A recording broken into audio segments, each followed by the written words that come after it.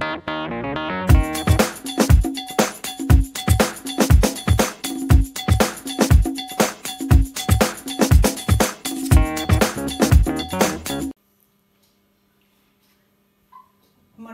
की विधियों का अनवरत अध्ययन करने के पश्चात आज हम वर्तमान नवीन परिप्रेक्ष्य में मनोविज्ञान के शैक्षिक निहितार्थ, अभिप्रेत या उपयोगों का अध्ययन करेंगे। सबसे पहले हम एक बात आपको बताना चाहते हैं कि शिक्षा का अभिप्राय है व्यक्ति को सही गलत की पहचान कराना, और इसी वजह से जब इसके साथ शिक्षा शब्द के साथ मनोविज्ञान शब्द जब जुड़ गया तो उस आधार पर शिक्षा बालक के ऊपर आश्रित ना होकर शिक्षा पाठ्यक्रम और विषय वस्तु पर आधारित ना होकर के बालक पर ही अपना सर्वांगीण ध्यान देने के लिए प्रेरित हो गई। अतः इसको बाल केंद्रित शिक्षा भी कहा जाता है। मनोविज्ञान के साथ संबंध होने के कारण ही शिक्षार्थी मनोविज्ञान का केंद्र बन गया, और शिक्षा बालक के लिए नहीं वरन शिक्षा का मतलब है मनोज्ञान से जुड़ने के कारण सर्वांगीण विकास के लिए। इसी क्षेत्र में यानी शिक्षा के साथ जब मनोविज्ञान जुड़ गया तो वह बाल केंद्रित हो गई। बाल केंद्रित से जुड़ते होने के कारण इसमें इसकी पूर्ण जो अंतर्निहित शक्तियां हैं, यानी बालक की जो अंतर्निहित शक्तियों का आभास उसे करवाया जाता है कि कौन कौन सी उसकी अंतर्निहित शक्तियां हैं जिनके आधार पर वह अपनी आकांक्षाओं, अपेक्षाओं, आवश्यकताओं की पूर्ति करता है, और इन आवश्यकताओं और आकांक्षाओं की पूर्ति हेतु जिस ज्ञान का उपयोग करता है और जिस कुशलता से वह उन्हें पाने के लिए प्रयासरत रहता है, कौन कौन से मूल्यों के द्वारा उनको सीखने में उसको मदद मिलती है। इन सबको देखने के साथ साथ श्रेष्ठतम शैक्षिक उपलब्धियों की प्राप्ति हेतु मनोविज्ञान उसको प्रेरित करता है, और वह ये बताता है कि किस प्रकार यानी जो उसकी इस उच्चतम शैक्षिक उपलब्धियों को प्राप्त करने के अंतर्गत जो उसके सामने समस्याएं आती है, जो उसकी आकांक्षाओं और अपेक्षाओं और आवश्यकताओं की पूर्ति में बाधक बनती हैं, जो उसके व्यवहार को प्रभावित व्यवहारगत भिन्नताओं के कारण उसकी बाधक बनती हैं, वे जाति, धर्म, समाज, अर्थ स्तर यानी पारिवारिक आर्थिक स्थिति, वंश और वातावरण से प्रभावित होती हैं। इन सब का प्रभाव उसकी स्मरण शक्ति पर, चिंतन शक्ति पर और अवबोध शक्ति पर पड़ता है, जिसे वह अभ्यास के द्वारा और अपने इन सब परिस्थितियों के अंतर्गत जो उसे अपनी आकांक्षाओं की पूर्ति करने के लिए जो इनसे संबंधित उसको समस्याओं के समाधान के लिए कार्य करने पड़े, उन कार्यों को करते समय उसने जो क्षमता अनुसार अपनी योग्यता अनुसार जो समस्या समाधान के लिए प्रयास किए, उन संपादित व्यवहारों के अंतर्गत जो उसका उतार चढ़ाव देखा गया, उसके आधार पर उसको आगे बढ़ाने और प्रेरित करने के लिए उच्चतम और श्रेष्ठतम मार्ग की ओर बढ़ने हेतु प्रेरित करने का प्रयास किया जाता है। इस कार्य को करने के लिए यानी बालक के सर्वांगीण विकास को करने के लिए हमें मनोविज्ञान ये बताता है कि इसमें सभी की अहम भूमिका होती है। अभिभावकों की भी भूमिका होती है, शिक्षकों की भी भूमिका होती है, और इसके अतिरिक्त बालकों की भी भूमिका होती है। शिक्षार्थी की जो ये सारी गतिविधियां हैं, वह मनोविज्ञान उसको यह बताने के लिए प्रेरित करता है कि उसमें अंतर्निहित शक्तियाँ कौन कौन सी हैं। शिक्षार्थी के लिए जो उसका निहित अर्थ है, वह उसके लिए वह इस प्रकार उपयोगी बनाता है कि उसके अंतर्गत कौन कौन सी शक्तियाँ हैं, कौन कौन सी उन शक्तियों के आधार पर वह अपनी आकांक्षाओं अपेक्षाओं की पूर्ति कर सकता है। इसी तरह वह अभिभावकों को भी प्रेरित करता है कि वह अभिभावक, क्योंकि बालक उसके पास अपना संपूर्ण जीवन व्यतीत करते हैं, अतः वे बालकों की सारी अवस्था यानी शैशव, बाल, युवा, किशोर, प्रौढ़ सभी अवस्थाओं को अपने सामने घटित होते देखते हैं। उस दौरान उसके मानसिक स्वास्थ्य और उसके मानसिक विकृतियाँ, मनोवृत्तियाँ सभी का वो अध्ययन करते हैं। उसकी अच्छाइयों को भी देखते हैं तो उसमें आने वाली समस्याओं को भी देखते हैं। उन समस्याओं के आधार पर जो उसकी जो विशिष्ट भी हो सकती हैं और जो अधिगम के अंतर्गत उसके व्यवधान उत्पन्न होते हैं, और इन सब का ध्यान रखते हुए जो उसके बाल मन को आहत ना करे।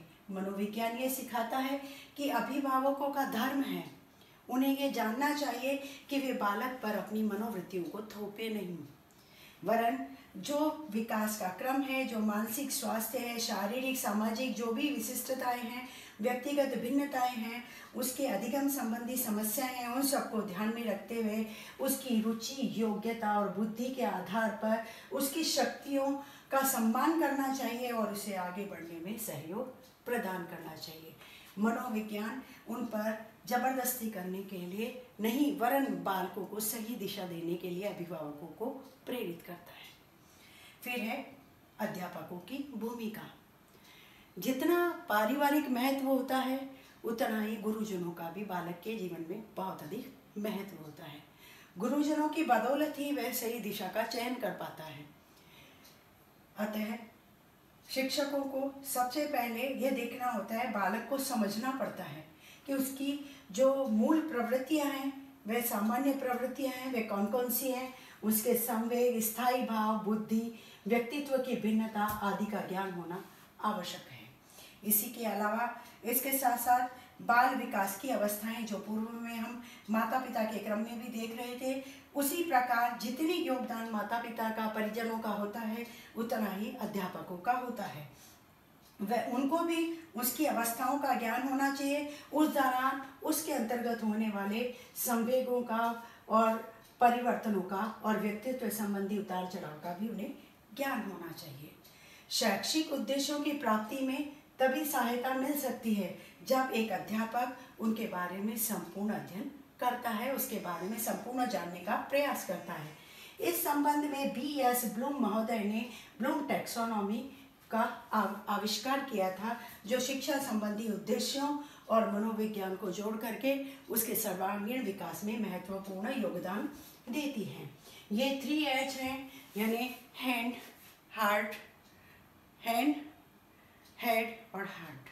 यानी इन्हीं के आधार पर, यानी सबसे पहले व्यक्ति को किसी का ज्ञान होता है, ज्ञान के पश्चात उसे वह ग्रहण करता है और फिर उसके व्यवहार में प्रदर्शित होता है। पाठ्यक्रम का निर्माण और संशोधन में भी सहायक, यानी मनोविज्ञान क्योंकि बाल केंद्रित है, अतः शिक्षकों को यह ध्यान में रखना चाहिए कि रटंत विद्या पर ही महत्व ना दें। जो सिलेबस में है उसे ही पढ़ाते रहें और पढ़ते रहें तो उससे कोई महत्व नहीं है, वरन उस पाठ्य वस्तु को वर्तमान समस्याओं यानी देशव्यापी, राष्ट्रव्यापी और नवीन युग के आधार पर अगर जोड़कर अध्ययन अध्यापन करवाया जाता है तो समाज एवं राष्ट्र की तत्काल आवश्यकताओं के अनुसार कि कब किसकी आवश्यकता है, जैसे CAA मुद्दा या अन्य समस्याएं या कोरोना से संबंधित जो बातें हैं, उन सबको ध्यान में रखते हुए अगर अध्ययन अध्यापन के बारे में उन सबको उसकी जानकारी दी जाए तो ऐसी समस्याओं का सामना नहीं करना पड़ेगा। इसके अतिरिक्त उपयुक्त शिक्षण विधियों का प्रयोग करना चाहिए, यानी बाल्यकाल में, यानी जो हमारा शिक्षा का स्तर बांटा हुआ है, primary, upper primary, middle, upper middle और उसके बाद उत्तर, स्नातकोत्तर, इन सब के आधार पर इसी तरह हमें जो 12वीं कक्षा तक बांटा हुआ है उसमें कौन कौन सी विषयों के आधार पर विधियों का प्रयोग करना चाहिए। मात्र पुस्तक अध्ययन विधि ही नहीं अपना करके नवीन तकनीकी समूह परिचर्चा और विविध प्रकार की जो टेक्नोलॉजी मनोविज्ञान के अंतर्गत दी गई है उन सब के आधार पर इसको समझाने का प्रयास करना चाहिए। इसके साथ साथ अध्यापकों को यह भी ध्यान में रखना चाहिए कि अध्ययन अध्यापन के समय वातावरण कैसा होना चाहिए। भौतिक वातावरण के अंतर्गत हम लें तो चौक, डस्टर, पेन, पंखा, प्रकाश की उचित व्यवस्था, हवा की उचित व्यवस्था, वातावरण शांतिपूर्ण होना, विद्यार्थियों का सहयोग होना, सारी चीज़ें और जो ज़रूरत से संबंधित शिक्षण के उपकरण हैं वो सारे वहाँ पर उपलब्ध होना। इस ये तो तभी सहयोग देंगे, लेकिन इसके अलावा उस वातावरण में सामाजिक, सांस्कृतिक, पारिवारिक, मनोवैज्ञानिक और शिक्षक शिक्षार्थी के संबंध भी अपनी अधिगम में महत्वपूर्ण भूमिका निभाते हैं। यानी वह किस परिवार से है, कौन सी संस्कृति से है, पारिवारिक स्थिति क्या है, मनोवैज्ञानिक स्थिति उसकी कैसी है, अध्यापकों के साथ उसका संबंध कैसा है, जो उसको अधिगम को प्रभावित करता है। इन सब की जानकारी के पश्चात भी, क्योंकि जब बच्चा प्रवेश लेता है तो प्रवेश से पूर्व उसका व्यवहार अलग होता है, नया नया आता है, सहमा सा होता है, सीखता है, फिर धीरे धीरे उसमें कई परिवर्तन देखने को मिलते हैं। यानी पूर्व और अंत तक जो परिवर्तन आता है वह यह सब हमें बताता है कि अधिगम के अंतर्गत वातावरण की भी अहम भूमिका होती है। व्यक्तिगत भिन्नता और अनुशासन। अनुशासन एक तरह से कहें हम तो शिक्षा की आत्मा है। पहले दंड प्रक्रिया चला करती थी, अगर याद नहीं करके आए तो अध्यापक दंड दिया करते थे, लेकिन वर्तमान में ये दंड की व्यवस्था खत्म हो गई है। आजकल प्रेम से और प्यार से उसकी समस्याओं को जानकर उसकी रुचि और इच्छा के अनुसार जैसे उसको अधिगम हो वैसे समझाने के प्रयास पर बल दिया जाता है।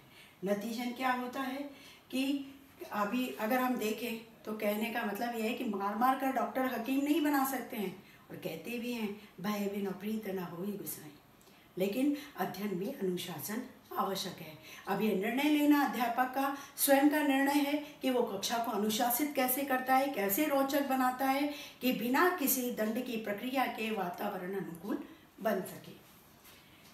इसके पश्चात इन सब का ध्यान रखने के साथ साथ व्यावसायिक तैयारी में भी सहायक होता है। शिक्षकों को व्यावसायिक तैयारी करने में सहायक होता है। वह पहले से ये देख करके, ये ट्रेनिंग प्राप्त करके ये जान लेता है कि उसे कौन कौन सी अध्ययन विधियों को अपनाना चाहिए, किस प्रकार बालक के व्यवहार का अध्ययन करना चाहिए और क्या करना चाहिए। समय सारिणी और पुस्तक लेखन में भी मदद करता है। जब वह टाइम पीरियड बनाकर रखा जाता है, हम देखते हैं स्कूलों में और सभी जगहों पर एक समय सारणी बनी हुई होती है, जहाँ पर खेल का, खाने का, पढ़ने का सभी विषयों को अलग अलग एक समय सीमा में बांधा हुआ होता है। अगर लगातार एक ही जैसा कार्य होगा तो बालक में उसके प्रति रुचि खत्म हो जाती है। इन सब गतिविधियों के होने के बावजूद पर्व और उत्सवों का आयोजन भी किया जाता है, और बदलाव के लिए उसको पुनः रिचार्ज, जैसे फ़ोन में अगर गड़बड़ हो जाती है तो हम उसे वापस बंद करके और सारा डेटा चेंज करके और पुनः उसको नवीन सा बना लेते हैं। उसी तरह व्यक्ति को और बालक को उसके मस्तिष्क में आने वाली अरुचि और समस्याओं को दूर करने के लिए उसे विविध कल्चरल एक्टिविटी को करिकुलर एक्टिविटीज से जोड़ा जाता है, पाठ्य सहगामी प्रतिक्रियाओं से जोड़ा जाता है, और आगे बढ़ने के लिए और प्रसन्नतापूर्वक अपने उन्नति की मार्ग की ओर अग्रसर होने के लिए प्रेरित किया जाता है। इसके अतिरिक्त शिक्षकों को इन सब कार्यों के दौरान जो उनका देखने का तरीका होता है, पुस्तकों की समीक्षा करना और लेखन के कार्य में भी सहायता प्रदान करता है। विशिष्ट बालकों की पहचान और समस्या समाधान करने में भी मनोविज्ञान अध्यापकों की सहायता करता है।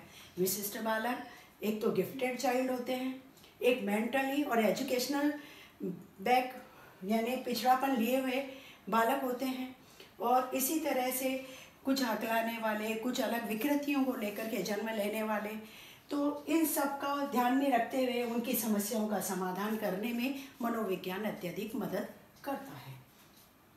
मापन मूल्यांकन विधियों के विकास में और प्रयोग में सहायता करता है। स्तर के आधार पर यानी प्राइमरी लेवल और अपर प्राइमरी लेवल, प्राथमिक, उच्च प्राथमिक, माध्यमिक, उच्च माध्यमिक, सेकेंडरी और सीनियर सेकेंडरी लेवल तक हमें किस तरह की मूल्यांकन विधियों का यानी वस्तुनिष्ठ या प्रश्नोत्तर प्रणाली, विवरणात्मक, विश्लेषणात्मक या कौन सी विधियों को काम में लेना है, प्रयोग में लेना है, उन सबको वह समझाता है।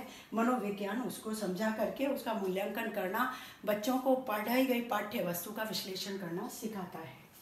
मनोविज्ञान में शिक्षा तकनीकी का भी अत्यधिक महत्व है। यह शिक्षकों को इसके बारे में जानना आवश्यक है, क्योंकि इसके अंतर्गत दो चीज़ें महत्वपूर्ण होती है, पाठ्य वस्तु और कक्षा का व्यवहार। जब तक अध्यापक सफल नहीं हो सकता, एक सफल शिक्षक के लिए शिक्षण की योजना, व्यवस्था, प्रस्तुतिकरण और मूल्यांकन का ज्ञान होना सर्वाधिक महत्वपूर्ण है।